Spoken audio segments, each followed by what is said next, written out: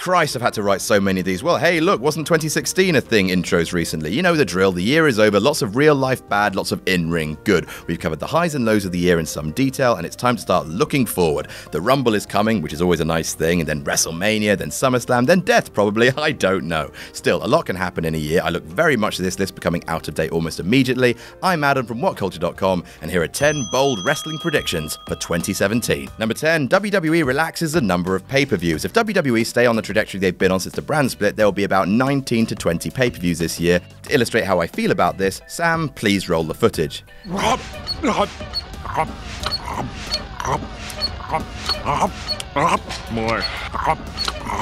Now look, I can see why the big bad Dubs wants to churn out specials to PIMP the network, but as has been discussed in a very eloquent and sexy pipe bomb, this could have the effect of utterly exhausting the fans. You can already feel the effect with hype for Roadblock and TLC being super low. It may not happen for a while, but expect WWE to cut back on the specials at some point during the year, if only for all our sanity. Number 9, Daniel Bryan for Hall of Fame. I just want to see what kind of plaid tuxedo he's going to wear. The retirement of Daniel Bryan, despite being all the way back in February, was still one of the biggest and most emotional things to have happened to WWE in 2016. And so it makes sense to me that Daniel Bryan will be inducted into the Hall of Fame this year. Edge was inducted the year after he announced his shock retirement. Shawn Michaels went in the Hall the year after his last match at Mania 26. The company might want to hold off based on the fact that D-Bry is still seen on TV regularly on SmackDown, but hell, Vince loves a good yes chant at WrestleMania, right? So it makes sense for Daniel Bryan to be the head inductee in 2017. Also, it could be used to further the work-shoot feud going on between him and The Miz. And speaking of, number 8, Daniel Bryan versus The Miz in the ring. Okay, now, look, now, alright? Now, before you get on me and call me an arsehole for even slightly suggesting that a man who was medically forced into retirement should get into the ring, Bryan has consulted multiple doctors who've cleared him. It's just WWE's that won't. Except, I reckon they will. Look, after all, the whole feud between him and The Miz started with how safe The Miz works, and their feud is one of the best things about WWE right now, and The Miz was Daniel Bryan's veteran in NXT. He was the one initially paired with him. He sort of brought him into the company in a way. One last match at WrestleMania, the culmination of an 8-month feud, his career ending as it began. I think it would be cool. Also, it's the sort of thing that WWE might offer Daniel Bryan to stop him leaving when his contract comes up. His health is top priority, of course, always, but I think it's coming.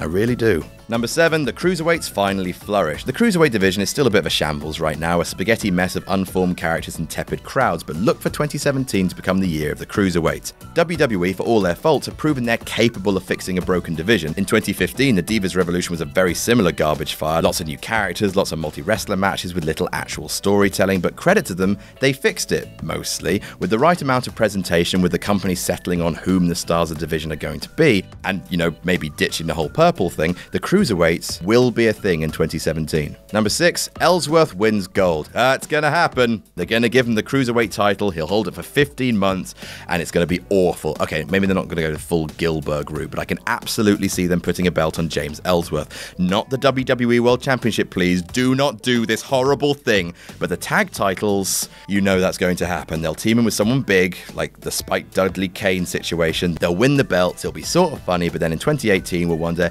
hey, whatever happened to the tag titles? And then we'll remember, oh yeah, because they put them on Ellsworth and Corbin.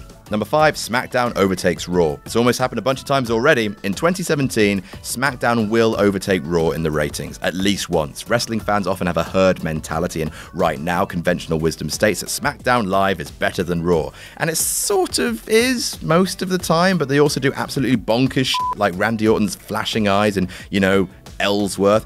Anyway, if Ryan Moore continues to build the kind of storylines that made NXT unmissable when he was in charge, it'll happen. And to be fair, it's exactly the kind of kick up the arse Raw needs. Number 4, the two-man commentary team returns. Right now, commentary is a box full of squirrels. SmackDown Live currently has 4 commentators because sometimes it's fun to do a stupid thing. We're approaching critical mass and things are starting to get very silly indeed. How about this? Corey and Cole, Mauro and JBL. If Otunga keeps punching his dead in the ear, they will have to ditch him. He's an excitement assassin. And with Jerry Lawler leaving the kickoff panel for budgetary reasons and Booker T set to run for mayor, there could be a big shuffle of on-air personalities. If they do, and I'll admit I'm thinking with my big heart rather than my big head with this one, if they can streamline the drizzling shit that is the current commentary situation, they should leap at the opportunity.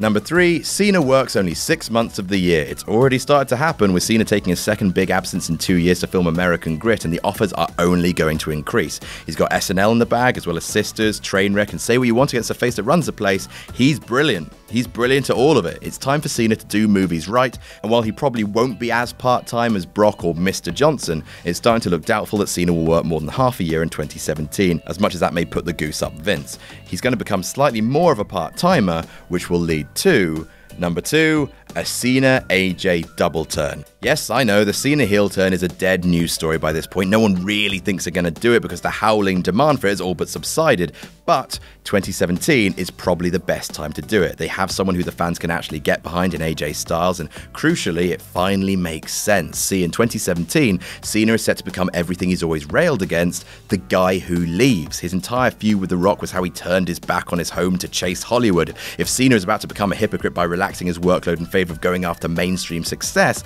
then what better way to turn him against a crowd, especially if this is all wrapped up in Cena trying and failing to match Ric Flair's record. And speaking of the WWE World Championship, number 1, The Undertaker retires as champion. So if rumors are to be believed and taken way too seriously, and they always are, then AJ Styles is set to take on The Undertaker at the Royal Rumble for the title.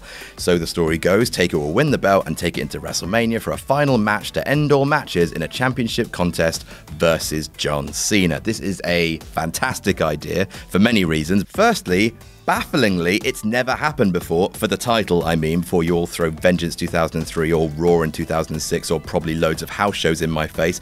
It's never happened for the belt, so shut your nerd mouths. Secondly, it's actually unpredictable. Sure, the traditionalists will insist that Taker as an old school gentleman should lose his last match, but no bastard has had a career like Booger Red. After the streak was broken, he gave up the streak. It's hard to argue that Taker doesn't deserve to retire as champ, leaving the belt and his hat in the middle of the ring as he goes.